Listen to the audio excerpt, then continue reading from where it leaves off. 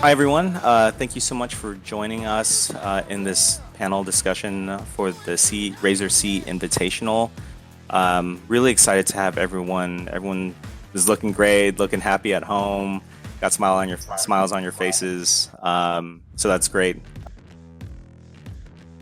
I'll start first. My name is Kang. I work at Razer. I've been at Razer for a few years now, and I am on the global esports team where I manage content and social media. I am Sana. I am actually playing professionally in MLBB, Mobile Legends Bang Bang for Singapore. I am under Resurgence, and I've been playing pro for around 2 to 3 years. And recently, I just got my first championship after like 5 seasons of playing. So Wow. that's a very good thing for me. And yeah, that's about it for me. Yeah, Congratulations. That's awesome. thanks. And thanks for joining us too. My name is Nikki. You can call me Nikki, and I am from the Philippines, and I am under Amplify by Tier 1 Entertainment. I am a public elementary school teacher turned shoutcaster, host, and streamer. And I've been streaming for almost 3 years now. And I have been Wow. indulging myself to different esports activities and events. My name is Chris Tarr. I'm with Samsung based here in Singapore. I've been with Samsung for over 10 years. However, I'm fairly new to esports. I handle our new mobile services as well as our partnership marketing, and so esports is something that we're getting more involved with lately. So we're very excited to be working with all of you guys with Razer and SEA Invitational. So hello, I'm Fearless. I'm from Thailand. I've been playing competitively for 3 years. Recently, I just won a championship qualifier for this Razer Invitational. Hi, I'm Ben from TESF, Thailand Esports Federation, and most of you probably have seen me around. So I'm the executive secretary for Thailand Esports Federation, looking after commercial rights, protocols, governance, and whatever generally matters that are outside of Thailand international affairs, and from SEA Games and all the other tournaments that we've been involving with Razer, of course. Yeah. So glad to be here, and thanks for having me.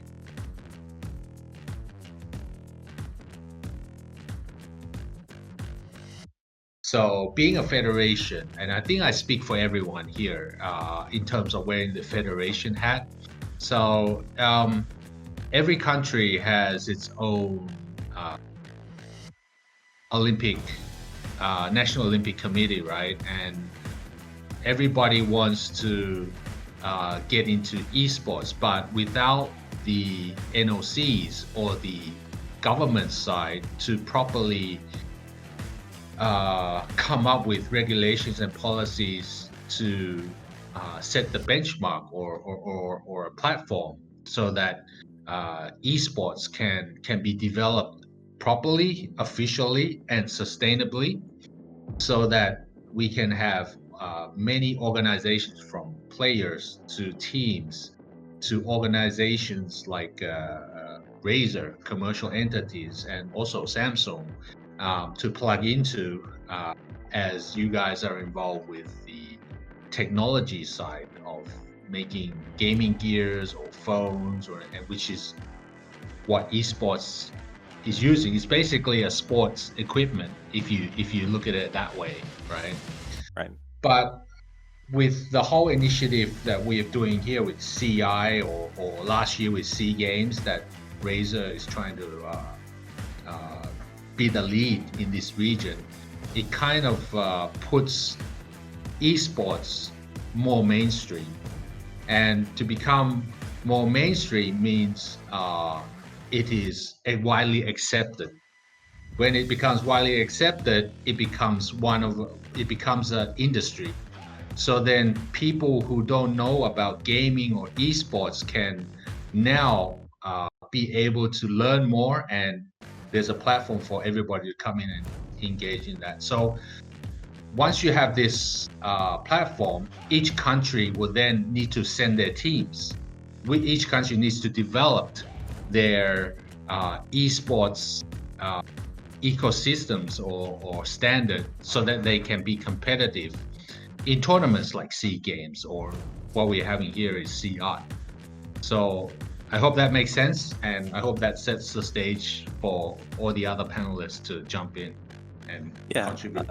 Actually, you bring up a really good point, because I think that's where we want to move as a company for Razers. How do we get more people interested in sports? How do we bring the mainstream to the things that we're doing? So and let me add, that and it's also about educating too what esports is, and I think the overall general population or the market sees that esports is just playing games, which is not, as we can see from what we've done with SEA Games.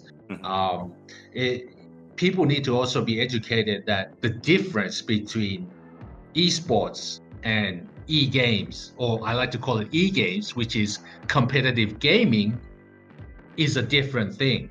But however, esports, people who are into esports now come from e-games, gamers. Right. Ben mentioned about esports being mainstream. Actually, before, when we talk about esports, it's just a term, right? But now when we talk about esports, everybody listens. So that's how mainstream it has become, and became rather, and how it has been accepted by people.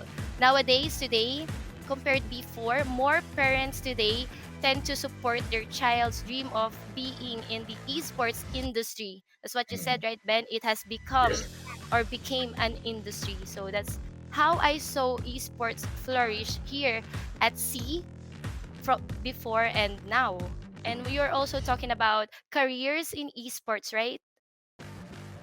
Yeah, And absolutely. there's a lot of careers in esports now, and from my country right now, esports has been at its peak, whereas there's this university tying up together with the CEO of Tier 1 Entertainment to develop an esports curriculum. So that's how big esports is right now in our side, in our country.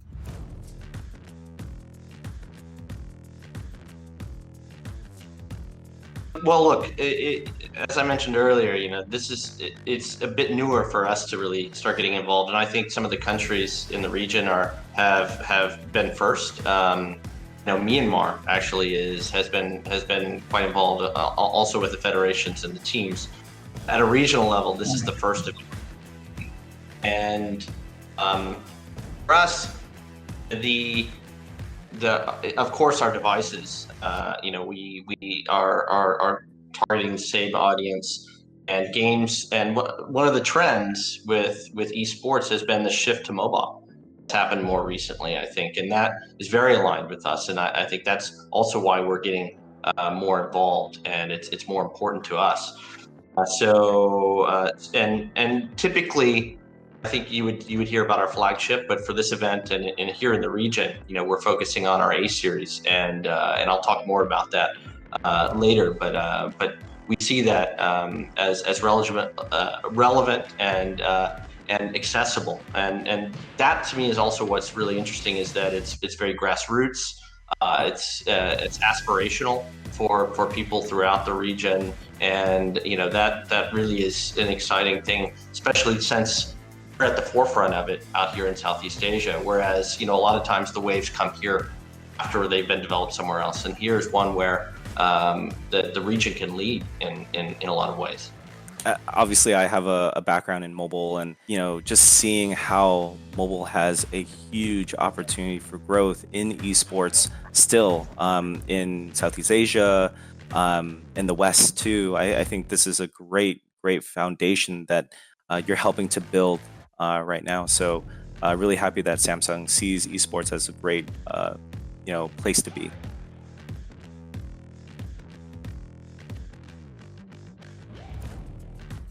I'm looking for to play like quality game like I'm excited to play with Neon from Singapore. I mean from Philippines.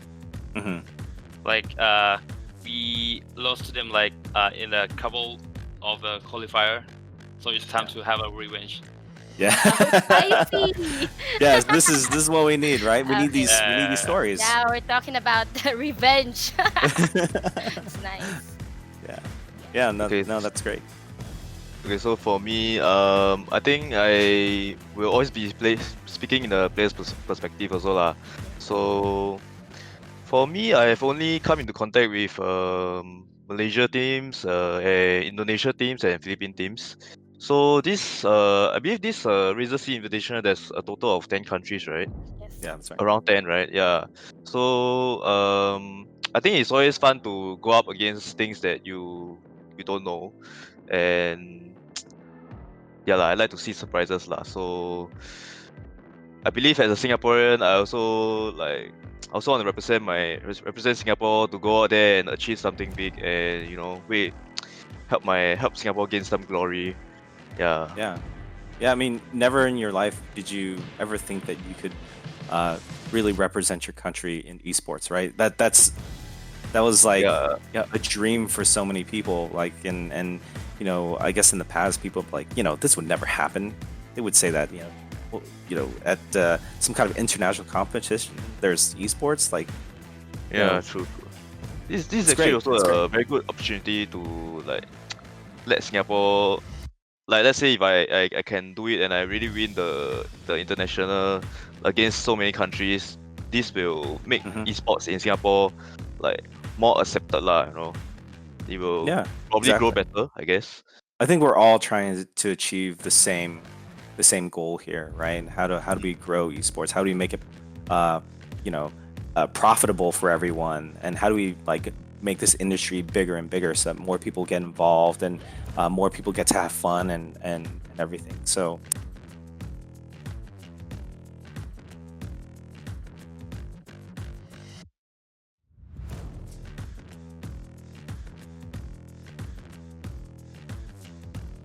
Okay, so let me start off first with why I am excited about CI. Is that first of all, it's a continuation from what we built, developed all together, not just Razer, but I mean, of course, the host, FISOC, and all of our stakeholders, all of our federation brothers and sisters in the region, right?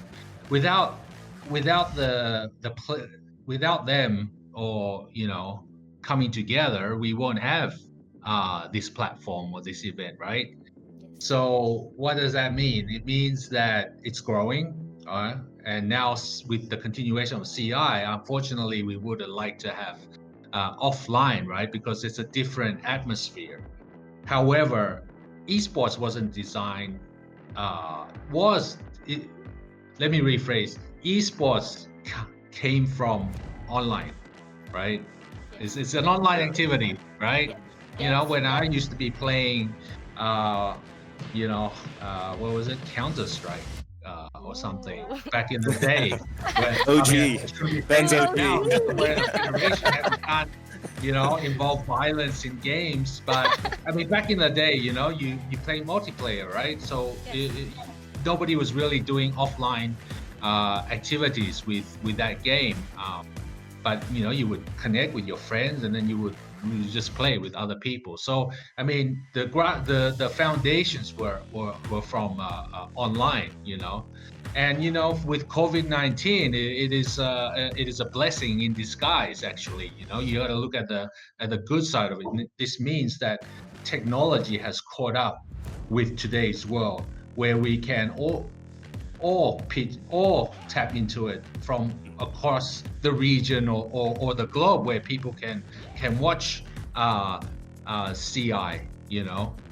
Now, coming back to your question about how the federation has prepared, like last year with SEA Games, and of course we had the boot camp as well. I mean, I like to always use this from hero to zero story. You take a kid from the slums or who hasn't got much, right, but who's played games all his life but played the wrong way or been misguided. And you can take that raw talent and that, that hungriness, and the federation can mold it and nurture it and make him into,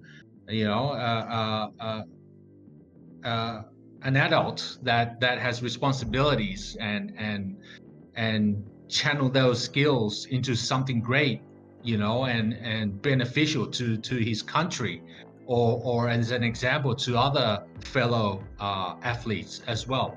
So the whole last year we spent a lot of time in not just developing like how to play the game, because everybody knows, they know they could play better than me, right? With their skill, but what they lack is the support. One thing I also learned about SEA Games was that, I mean, you saw it, like it was drama in the making. Fearless was there with, this is and this, CI is giving us a chance to do a rematch with Philippines. Yeah. Right? Yeah, we part had it two. and we lost it, but it was not meant to be. But there was excitement, there was action, there was drama. It is, the best reality show is sport.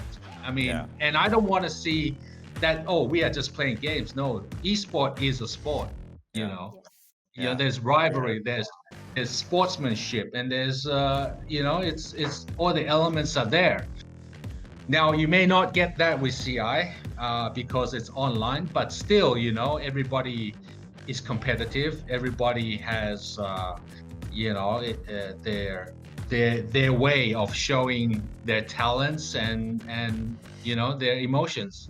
Yeah. So hopefully, we can learn more about this CI after when it's all over. But the key point here is that we as a federation, we don't, yes, we may find coaches or technical things to help our athletes better themselves, but most of it is management and supporting our players with the best that we can offer them, so that they can be ready to compete.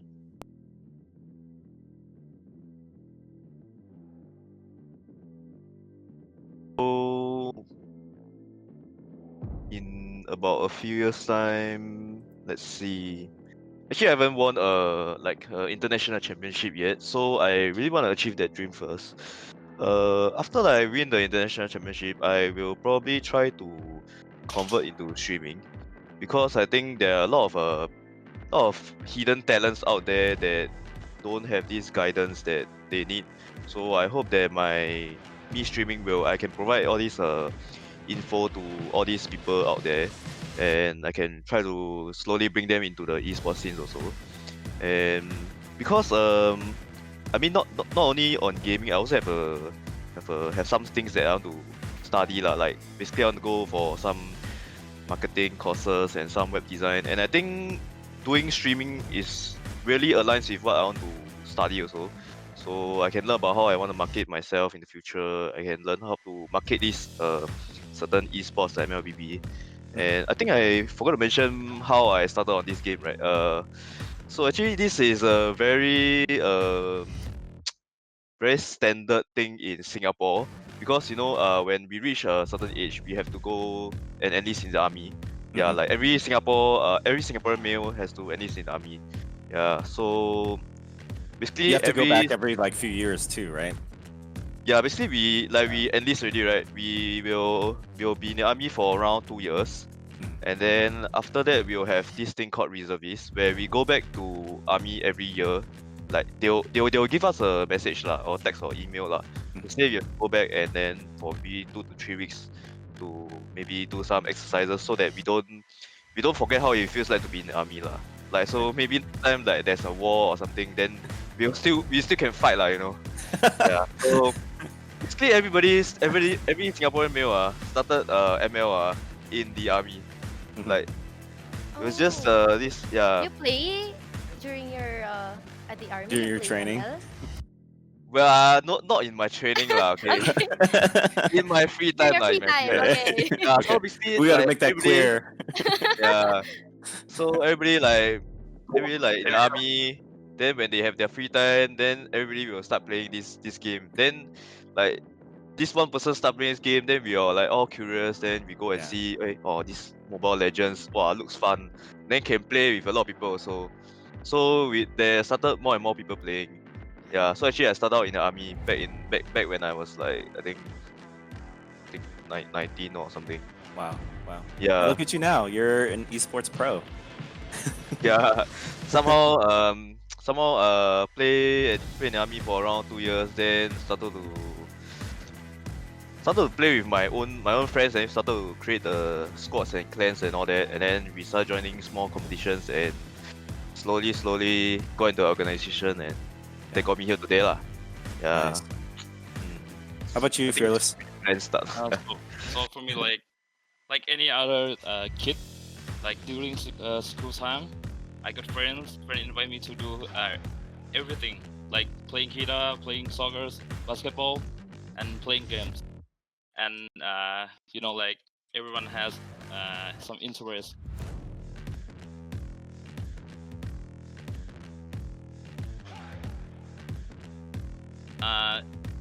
I see like it has a variety of heroes, item choices, and make the endless possibility.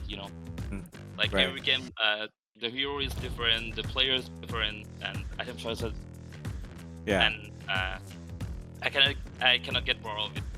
Yeah, it's a really great point, because I used to be a League of Legends player. I won't talk about that too much, but it's very similar, because a lot of champions, a lot of heroes that you can choose from, a lot of combinations, and how they play together, right, is really important. You have to have synergies, and you have to understand like different build paths and things like that, right? It's really exciting and complex. Dota 2 is a very complex game. So no, it's great to hear your perspective, and like I said before, I can't wait to see you guys play. And about my goal is to be able to play in the highest level of competition. You want to go to TI? Yes, of course. Every Dota 2 player wants to play TI. Yeah. And besides that, I don't have any other interest. Like, when you have to be the best in the world, you have to commit. You have to sacrifice other things to fully focus on you doing. Yeah, that's like a like warrior's code. Like sometimes I even dream about Dota. Oh wow. I was sleeping. Are you in the game, or are you playing? Yeah. I sometimes I feel like I'm Hardcore. the hero I play. Yeah. That's I feel funny. that. It's really. Sana, do you have the same kind of dreams? Actually, no lah, not that hardcore lah. But actually, fun fact, I did want to go pro in Dota last time. Before I enlisted, I had a lot of time, and I was very active in Dota. I played like 2-3 years, but because of this enlistment in army, like my accessible to computers were very, very little. Like I don't have time to go and play, so ended up in mobile games. So that's where I am today. Yeah, Right. I guess that's Cool. good lah. Yeah, for sure.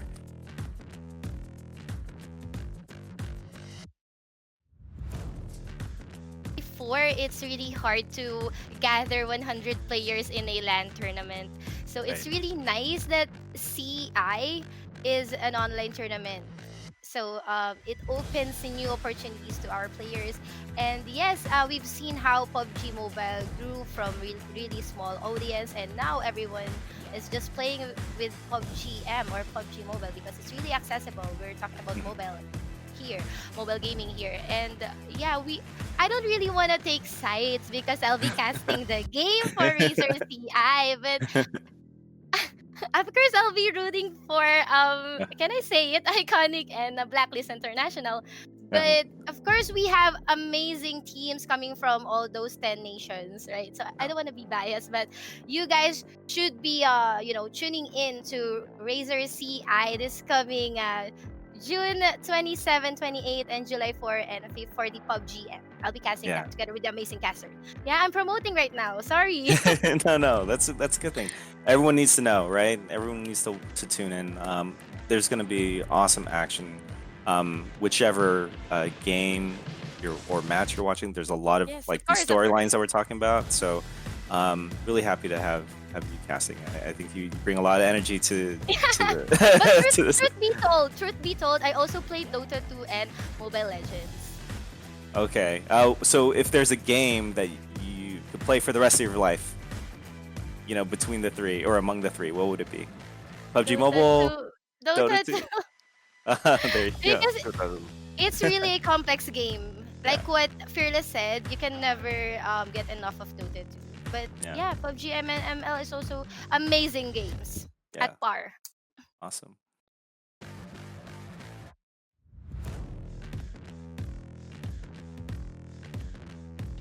Well, look, I for us in this sponsorship with Razer, I would say, it's just the beginning.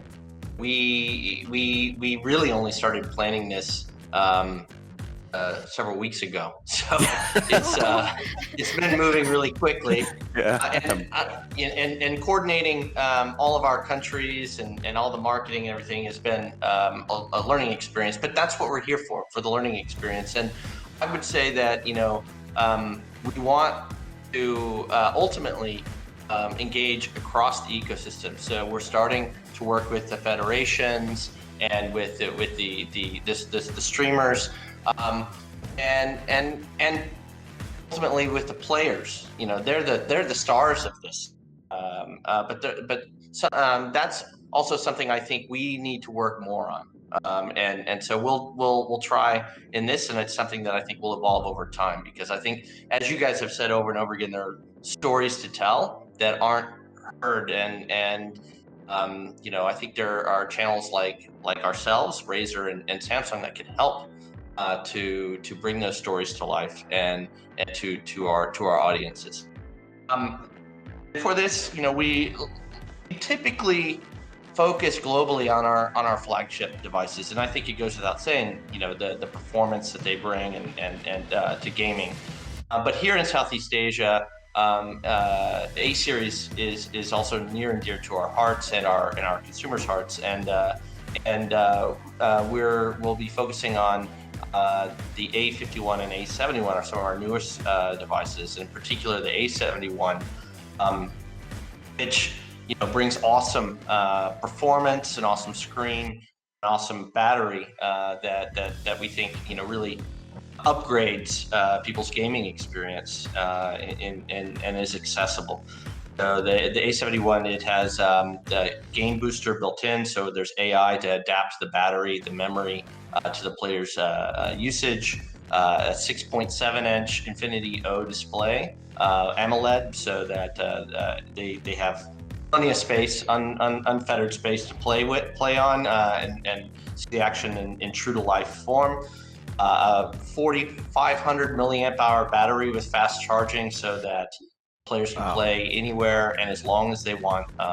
Really, it's devices like this that we want to demonstrate and help to empower the players, because there's players all over this region that are looking for different types of devices to fit their needs, and we feel like we have the devices to reach the customers and provide them with what they need to take their gaming to the next level. From carrying on from what Chris is saying, is that from a federation perspective, if you are at the elite level, you are at the national team level, it doesn't matter what device you've used or you used to, whatever you are given in the competition, right, is the factory setting, is the go-to official in the technical handbook that is going to be used in the competition. You have to be trained in all circumstances, in an environment which is fair, which is standard for everyone. Every team is going to use the same equipment, right, in the same environment. So if you are training, you have to train with all devices if you're going to be a professional esports athlete.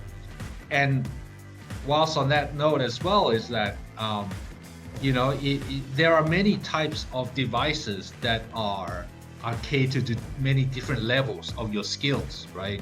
Entry level or from gamer, a newbie, to becoming an amateur and the pros, right? Representing your country. These are all different stages of your career path. And of course, we all know that in an environment where constant technology is changing, we need to we need to keep on training, and that's where federations working with, we work with Razer for a number of years, right? And of course we welcome many partners, and hopefully Samsung, you always welcome as well, not just for Thailand but all our SEA Federation partners and federations that hopefully can get some takeaways from what Thailand has been doing as well.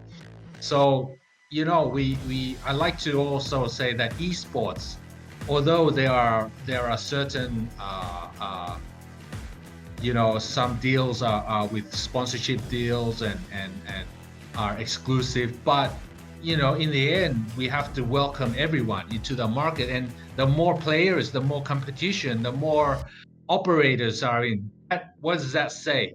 It's good for the overall industry, right? Yeah. Which means that esports is getting bigger and bigger. That is why there are more organizations and more different brands and products coming into play for all different types of levels of esports. And not only that, the economic side as well.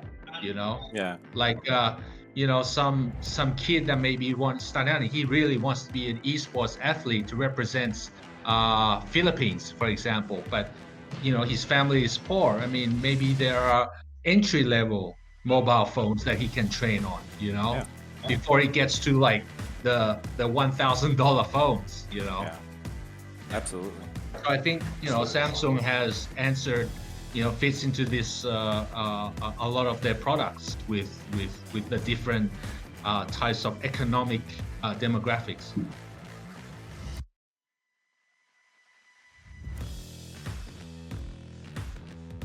I've actually been watching a lot of CS:GO and Dota and Valorant.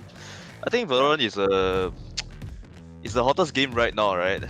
I'm not too sure. I think it just started and there isn't a lot of competitions going on right now. But I would like to see like the scene in Valorant get bigger, and I believe I think it can actually overtake all the CS:GO viewers. I think it will just bring them over from CS:GO. But a lot of the I've been hearing a lot of feedback saying that Valorant actually it's a lot easier to shoot in Valorant. And I'm not sure if you all have played yet. Yeah, but it's easier to shoot in Valorant. And how to say like doesn't have the effects that CS:GO can bring you. Like CS:GO is like a like a very real situation kind of thing, but Valorant is just like 3D and all. Yeah. I don't know why Valorant is so hot right now. Yeah, it's I get the opportunity to talk to some of the team from Riot, and I get to talk to them about Valorant, and I think they do have plans for a competitive scene. Right now, I think they really want to grow the user base, start from a grassroots level, and it would be really exciting to see Valorant or CS:GO or those kind of games in a competition like the SEA-invitational, right? I think what this platform offers is the opportunity to show off as a developer, right? The opportunity to show off your game at the highest level. We have players, the best players in the region, coming to participate here, and so what better way to show off your game than best players in the one?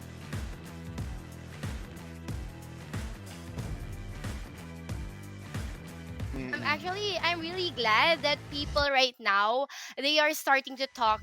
They are no longer afraid of people's feedback or how other people would react, because what we all know here is that gaming is for everyone. That's right. We cannot gatekeep gaming. It is for everyone, no matter no matter what gender you are. It's for everyone. And for me, speaking here in this podcast, I want to promote women empowerment in the esports scene.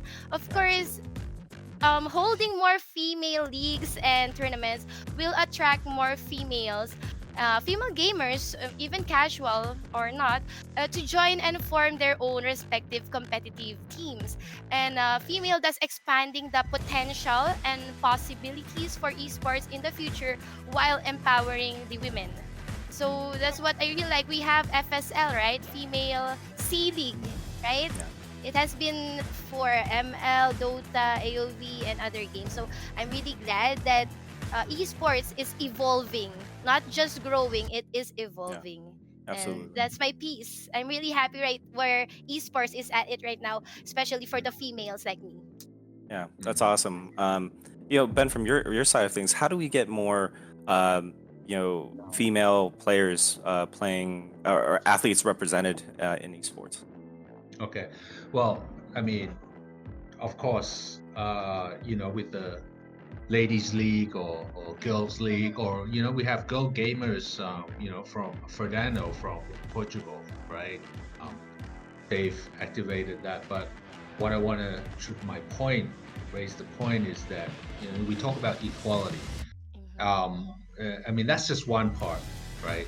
We need to talk about accessibility, right? I talked about the economics of it, right? Some poor countries doesn't even have electricity, let alone have a PC or a mobile phone, right? All these cost money, right? So I think if we come together, like from commercial partners and technology companies to, it doesn't have to be the latest, but it has to be good enough.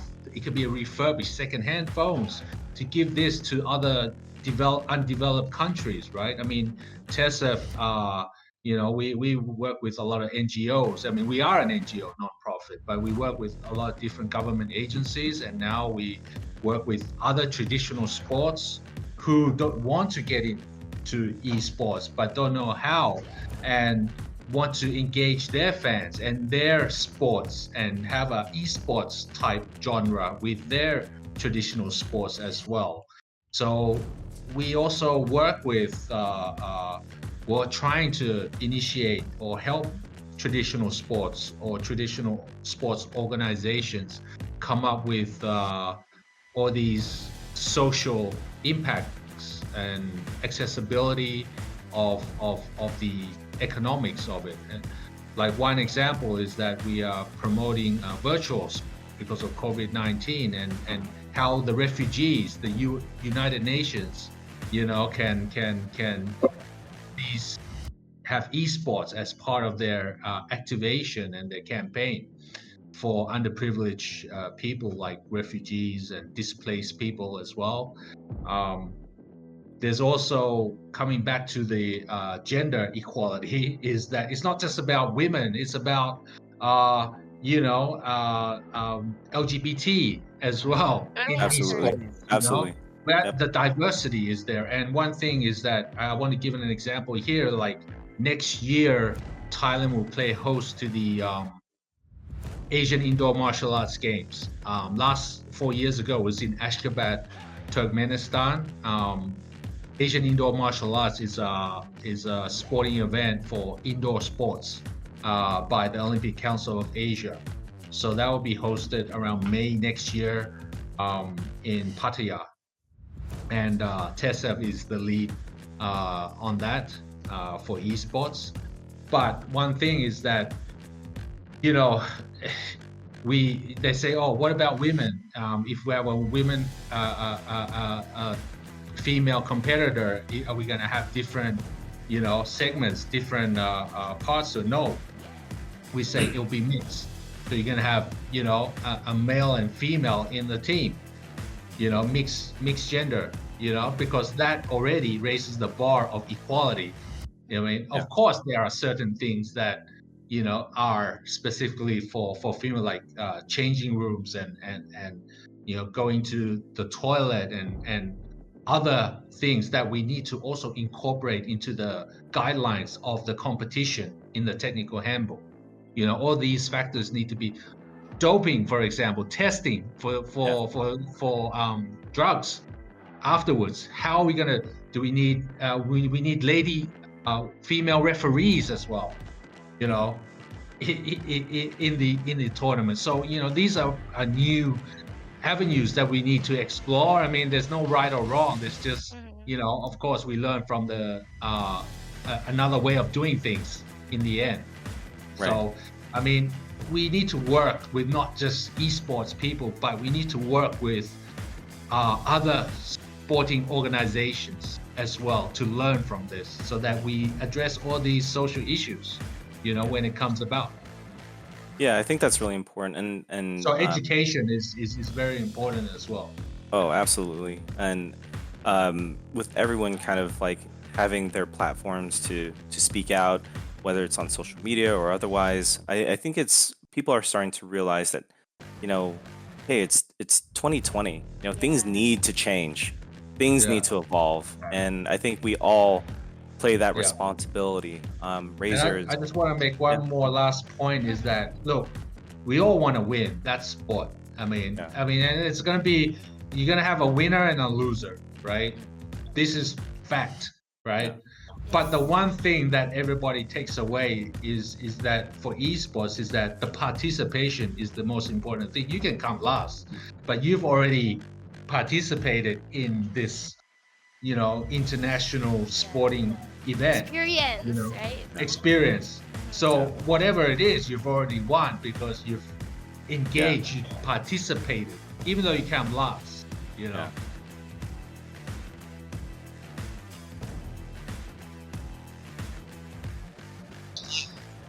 I've said my spiel probably earlier.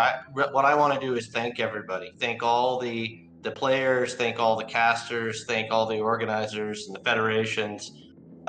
Everybody's just been really amazing, and we're thrilled to be a part of it, and looking forward to working with you guys, and wishing everybody best of luck, especially Sana and Fearless. You guys kicked some butt. Thanks, Chris. Actually, for me, recently just had a collaboration with Samsung, and I really want to thank Samsung for this opportunity to work together. And it's actually for this S20 Plus. Although you all can't really see it, because I just bought a cover. Just been using this phone for like maybe 1 week tops, and it's really great. And I really recommend everybody who's out there mobile gaming to try this phone. And yeah. And then actually I also been doing some streaming on my own recently. I just started out, and I hope that y'all can support me on my stream. To all my fans, I don't know if I got one. I will be. You have what? You have us. You have SEA, and to the all opponent, get ready to get stomped by me. Nice. Just put it out there. Yeah, great. Can I Ben? promote? Oh, okay, Nikki. Can I Hi everyone. Okay. Hi guys.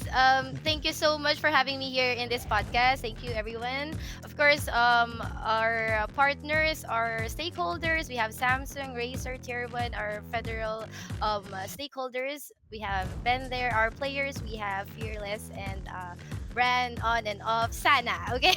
So I do stream every day. I do stream every day at Facebook. You can find me at www.facebook.com/playwithnikki. I play a lot of games. I do that every day. If I have shoutcasting events, I'll be putting it on my Facebook too. And yeah, please do tune in to SEA-invitational. Please. It's gonna be fun. Thank you so much. And Ben? Of course, Razer, you all know me, and obviously all your friends and followers probably see me around. But on a personal note, just my LinkedIn. There's always stuff on there if I get around to it. Usually, I'm doing panel sessions on esports around globally. Wherever they want to invite me, mostly federation stuff, but some commercial stuff. But recently, I'm in a few webinars, podcasts. So I'll post that. So anybody want to learn, want to listen, want to get some takeaways, can listen to that. And of course, first of all, without our Razer, driving this, then in the region, with the federation, none of this will occur or happen. So hopefully we can all stick together, stay together, from all different industries, for all different cultures, and promote, develop, sustain esports in the region, and hopefully the world will take note and adopt what we have done and achieved. I'd like to thank everyone for joining here, and like I said before, everyone really plays a role in making this successful, from the federation side of things, shoutcasters, players, partners. This is all everyone's effort, not just Razer. But I do want to just give a little shout out to our team. I think the Razer SEA-invitational is going to be an amazing event for everyone to tune into and watch.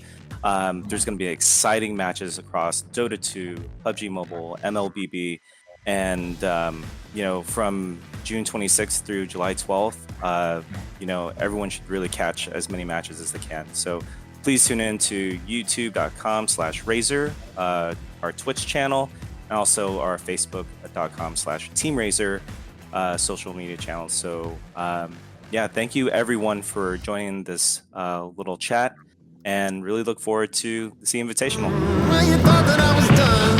You ain't seen nothing yet.